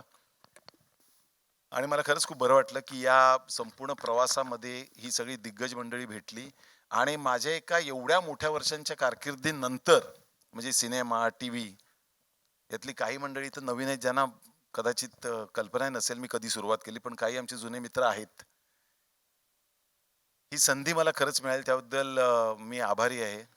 संपूर्ण टीमचा सगळ्यांनी कोऑपरेट करून घेतलं, सगळ्यांनी मॅनेज करून घेतलं. याला प्रचंड यश मिळू दे अशी मी अपेक्षा करतो. पुन्हा एकदा धन्यवाद सगळ्यांचेच टीमचे. नमस्कार, सगळ्यांचंच अभिनंदन. माझा प्रश्न फडतरे सरांसाठी आहे की ओके, सो जेव्हा एवढा मोठा चित्रपट जन्माला येतो तेव्हा त्यासाठी तेवढाच भक्कम निर्माता त्यामागे असणं गरजेचं आहेच. आणि मराठी चित्रपटांसाठी असा निर्माता मिळणं खरंच खूप भाग्यशाली आहात तुम्ही सगळेच, आपण सगळेच. सर, काही दिवसांपूर्वीच याच विषयावर आधारित एक चित्रपट येऊन गेला, त्यालाही प्रेक्षकांनी प्रचंड प्रतिसाद दिला. ॲज अ निर्माता प्रेशर येणं साहजिकच आहे त्यानंतर, पण त्यानंतर हर हर महादेवची स्ट्रॅटर्जी प्रदर्शनाची तुम्ही बदलली का, किंवा टीममध्ये तसा काही विचार झाला का?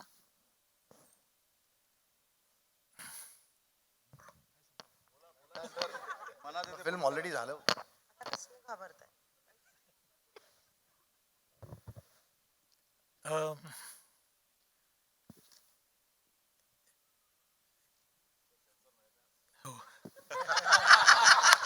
फडतरे सर नॉर्मली अजिबात बोलत नाहीत.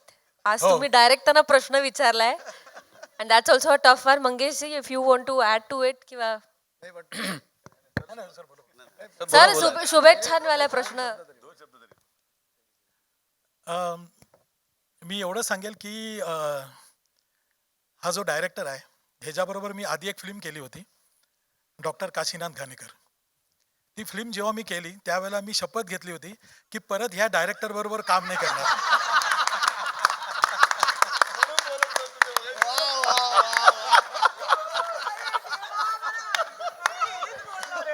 पण काय असतं की आम्ही दोघं पुण्यामध्ये एकदा भेटलो आणि तो म्हटला सर आता काय करताय, तर म्हटलं असंच एक दुसऱ्या एका डायरेक्टरनी मला ह्या फिल्मबद्दल असं थोडंसं ऐकवलं होतं. तर ह्यांनी मला तिथे बसल्या बसल्या 2 सीन ऐकवले. ते 2 सीन इतके जबरदस्त होते की ते म्हणजे त्याची ती सांगण्याची ती स्टाईलच आहे. त्यांनी ते 2 सीन इतके सुंदर सांगितले की मी त्या दिवशी आम्ही तिथेच ठरवलं की आपण हा फिल्म करायची. आणि हा डायरेक्टर बरोबर म्हणजे काम करायचं नाही असं ठरवलं. पण मी नंतर विचार केला की हा डायरेक्टर त्रास खूप देतो पण त्याचा रिझल्ट पण देतो. म्हणजे एवढे कष्ट घेणारे एवढं म्हणजे त्याच्या डोक्यामध्ये नुसती फिल्मच असते. 2 वर्षात त्याच्या डोक्यामध्ये दुसरं काहीच नसतं. ती फिल्म, ते कॅरेक्टर, ते सगळं तेच त्याच्या डोक्यामध्ये असतं. त्याचं एक मी म्हणजे तो एक हे सांगतो उदाहरण ह्या फिल्ममधलं की कोल्हापूरला आम्ही शूटिंग करत होतो आणि त्यानंतर एक सीन आम्हाला शूट करायचा होता. तो कोल्हापूरपासून काहीतरी एक 30-35 किलोमीटरवर एक शंकराचं देऊळ आहे. त्या देवळामध्ये आम्हाला खालती अशी ते खिंडीमध्ये असं देऊन तिकडे देऊळ आहे, तिथे शूटिंग करायची होती. तर त्या शूटिंगसाठी आम्ही आधी जाऊन ते लोकेशन वगैरे बघितलं होतं. डायरेक्टरनी त्याला खूप आवडलं. त्यांनी सांगितलं शूटिंग इथेच करायची. त्यानंतर आमचे प्रोडक्शनवाले, फाईट मास्टर आणि सेटिंगवाले हे सगळेजण त्या लोकेशनला गेले. उद्या शूटिंग करायचं तर आज सगळेजण तिथे तयारी करायला गेले. तर तिकडे खूप साप, नाग वगैरे असे सगळे फिरत होते. तर ते एवढे घाबरले की ते खालती उतरलेच नाही. आणि त्यांनी सांगितलं की येऊन की आम्ही तिकडे शूटिंग करणार नाही म्हणून. मग आम्ही सगळे तिथे पन्हाळ्यावरती शूटिंग करत होतो. डायरेक्टरला आम्ही सगळ्यांनी खूप समजावून सांगितलं की अरे ते लोकेशन खूप वाईट आहे, तिथे असे सगळे साप वगैरे हे फिरत आहेत. आपलं एवढं 250 लोकांचं युनिट आहे, कोणाला काही चावलं वगैरे तर कुठे काही हे म्हणजे प्रॉब्लेम होईल त्याला. तर आम्ही सगळ्यांनी खूप समजावून सांगितलं. सुबोध सरांनी पण त्याला खूप समजावून सांगितलं. पण मी ते बघत होतो की ह्याला सगळेजण समजावून सांगतायत, हा काही ऐकत नाही आहे. मी तिथे प्रोडक्शनवाल्याला सांगितलं 6 बसेस ठेवा, गाड्या ठेवा. म्हणजे मी इकडे सगळी तयारी केली. परमिशनची तिकडे परमिशन काढायला पाठवली.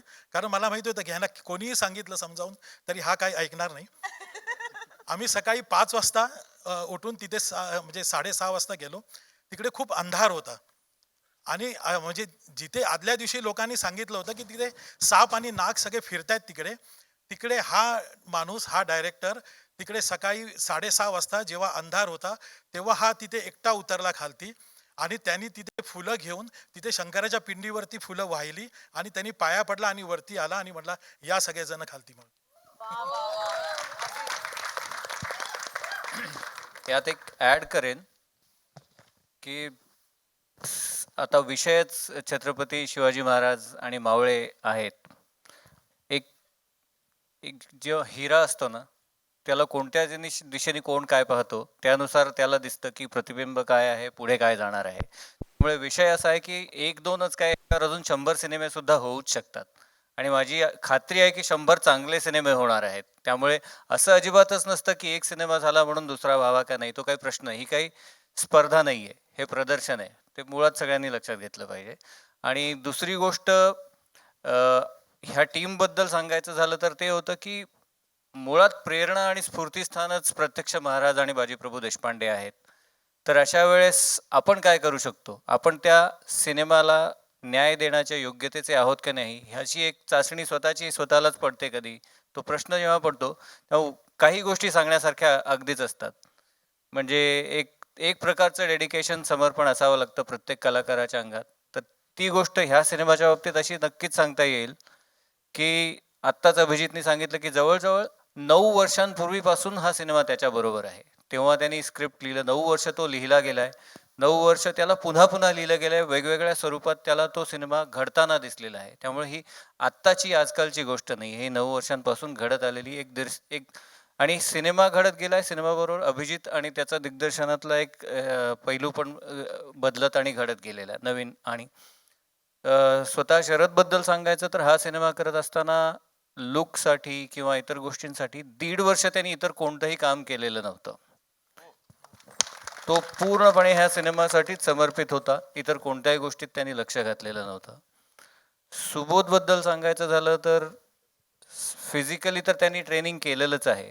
घोडा चालवणं किंवा वजन कमी करणं किंवा इतर एक्सरसाइजेस करणं ह्या प्रत्यक्षातल्या त्यांनी गोष्टी केल्या. कारण सुबोधचा स्वभाव तयारी काय असते हे सांगण्याचा नाही आहे. त्यामुळे तो कदाचित कधीही ही गोष्ट स्वतःहून सांगणार नाही. पण त्या गोष्टी सगळ्या त्यांनी केलेल्या आहेत. महाराज आत्मसात मनानेच नाही अजून वेगवेगळ्या प्रकारे करण्याचा प्रयत्न केलेला आहे. अजून एक गोष्ट जी त्यांनी केलेली होती की त्यांनी ह्या सिनेमाचं मानधन अजिबात एक पैसाही स्वतःसाठी वापरायचं नाही हा निर्णय घेतला होता. सुबोधला मिळालेला प्रत्येक पैन तो पूर्णपणे इतरांच्या उपयोगी पडतील. म्हणजे काय आहे तर महाराजांचं धोरण अंगीकारण काय असतं हे आमच्या टीमनी केलेला प्रयत्न आहे. त्यामुळे सिनेमे होतील, होत राहणार. आधी या विषयावर झाला असेल, कदाचित अजून कोणी विचार केला असेल तर त्याचंही स्वागतच आहे. त्याच्यातून होणार काय आहे तर आम्हाला बाजीप्रभू दिसले, बाजीप्रभूंच्या नजरेतून महाराज दिसले. इतर कुणाला अजून कोणाच्या तरी नजरेतून पुन्हा एकदा आपल्या इतिहासाला उजाळा द्यावा वाटेल. फक्त एकच आहे की हे करत असताना एक स्टुडिओची जबाबदारी असते. ती करत असताना मात्र आम्हाला काही गोष्टींचं भान ठेवावं वाटलं की ह्याच्यात काय अशी खणखणीत करता येतील अशा काय काय गोष्टी आहेत. त्याचं तुम्ही प्रत्यय बघतच आहात कलाकारांच्या रूपात, दिग्दर्शकाच्या रूपात. शिवाय संगीत आहे. म्हणजे सिनेमाला साजेशा ज्या ज्या गोष्टी असतील त्या फक्त महाराष्ट्रापुरत्या मर्यादित राहणार नाहीत ह्याची मात्र आम्ही सुरुवातीपासून दक्षता घेतलेली आहे. आणि हे जेव्हा आम्हाला समाधानकारकपणे केलंय असं वाटलं तेव्हा वाटलं की आता हे महाराष्ट्रापुरतं ठेवण्याची आवश्यकता राहिलेली नाही. आता हे मराठी, हिंदी, तमिळ, तेलुगू आणि कन्नड सगळीकडे एकाच वेळेस गेलं तर खऱ्या अर्थाने आम्ही आमचं स्टुडिओ म्हणून काम केल्यासारखं वाटेल. म्हणून हा पुन्हा स्केलेबल आणि स्केल करत जाणं हा फक्त त्यातला एक गुण आहे. थँक्यू. नमस्कार. थँक्यू. आपले खूप प्रश्न झालेत, उशीर पण झालेला आहे. नमस्कार. थांब, प्रश्न विचारू शकतो? मला नाही सांगितलंय पण हा शेवटचा प्रश्न घेऊया आपण. नमस्कार. राम महाराष्ट्र टाइम्समधून सर्व टीमला खूप खूप शुभेच्छा आहेत. माझा प्रश्न अभिजित सरांना आहे. सर, बाजीप्रभूंनी खिंड लढवली, महाराजांसाठी प्राण दिले, सर्वांना ऐकवत आहे. परंतु या ट्रेलरमध्ये दाखवल्याप्रमाणे बाजीप्रभूंचा आधीचा जो काही सीन आहे की बाजीप्रभूंचा आणि महाराजांची एक छोटी लढाई आहे किंवा बाजीप्रभूंचं आधी विरोधात असणं आहे, हे फार ऐकिवात किंवा पाहण्यात वगैरे असं नाही आहे. तर त्याचा संदर्भ कुठून लागलाय किंवा कुठून हे आले तुमच्या अभ्यासात ते थोडं विस्तृत कराल का? सो सी कसं आहे ना की छत्रपती शिवाजी महाराजांचा इतिहास हा एक महासागरासारखा आहे. आणि ज्या वेळेला आपल्याला वाटतं ना की आपल्याला थोडं काहीतरी कळायला लागलं, आपल्याला थोडं तळ गाठतोय, त्यावेळेला अजून आपण त्याच्यात ओढले जातो आणि आपल्याला कळतं की अजून कितीतरी गोष्टी आहेत ज्या एक्सप्लोर केलेल्या नाही आहेत. म्हणजे तुम्ही जर आज पुण्याला गेलात, जिकडे महाराजांच्या इतिहासावर अजूनही रिसर्च चाललाय, इतिहास संशोधक मंडळ म्हणा किंवा कुठून, त्यांना अजूनही कागदपत्र मिळत आहेत, अजूनही त्याच्या इंटरप्रिटेशन्स होत आहेत, अजूनही नव्या नव्या गोष्टी मिळत आहेत त्यांना. सो हा डिस्कव्हरीचा एक भाग आहे की तुम्ही त्याच्यावर किती प्रयत्न करताय, किती मेहनत करताय. स्पेसिफिकली म्हणजे of course I can tell you की मी कुठून हे रेफरन्सेस घेतले ते तर डेफिनेटली सांगेन. पण एक ओव्हरऑल तुम्हाला एक आयडिया द्यायची ना, तर जेव्हा तुम्ही महाराजांचा इतिहास बघाल ना, तेव्हा तिकडे काय होतं ना की त्यावेळेची जी एकंदर परिस्थिती होती ना मावळमध्ये, आपल्या दख्खनात, ती काय फार ग्रेट नव्हती.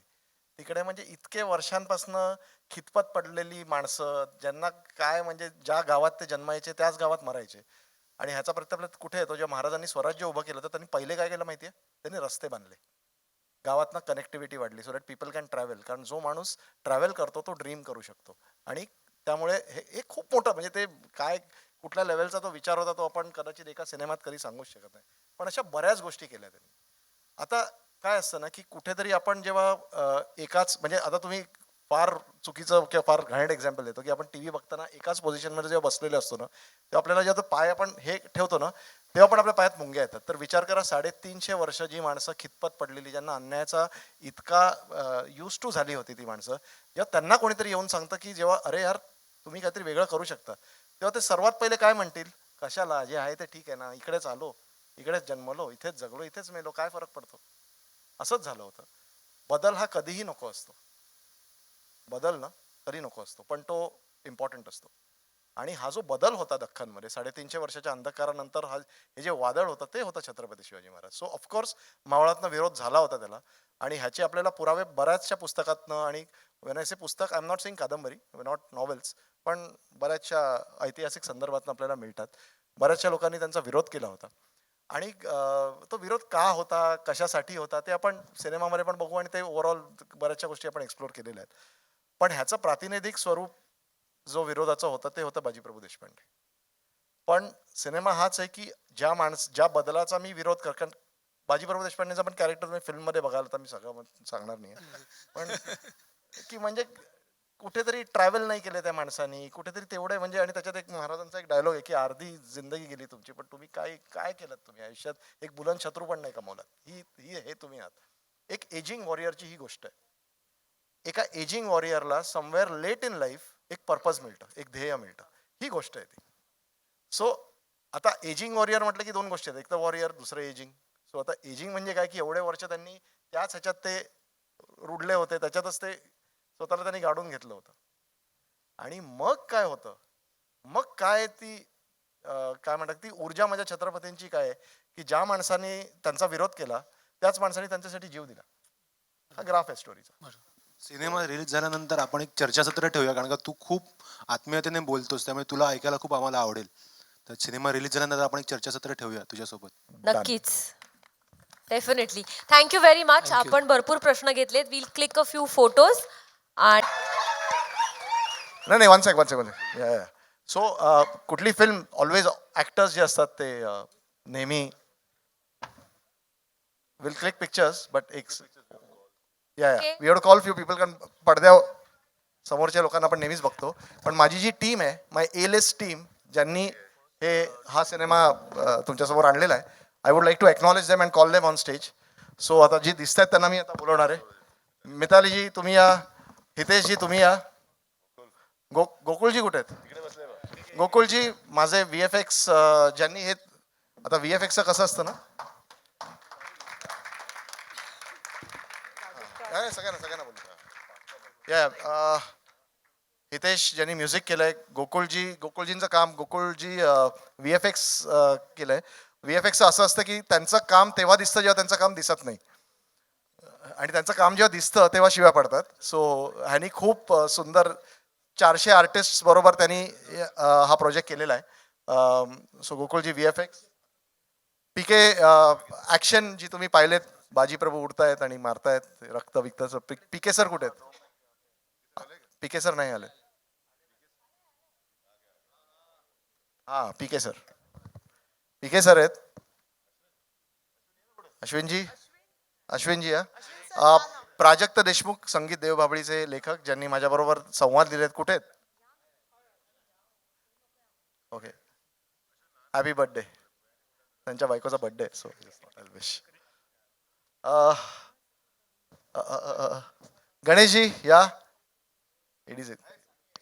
सँडी कोण? तो अजूनही लढतोय. पोस्ट प्रोडक्शन सुपरवायझर आमचा, जो आधी एडी होता, आता पोस्ट प्रोडक्शन सुपरवायझर आहे, जो आठवड्यातनं एकदा जेवतो. ऋषिकेश सुर्वे कुठे आहेत?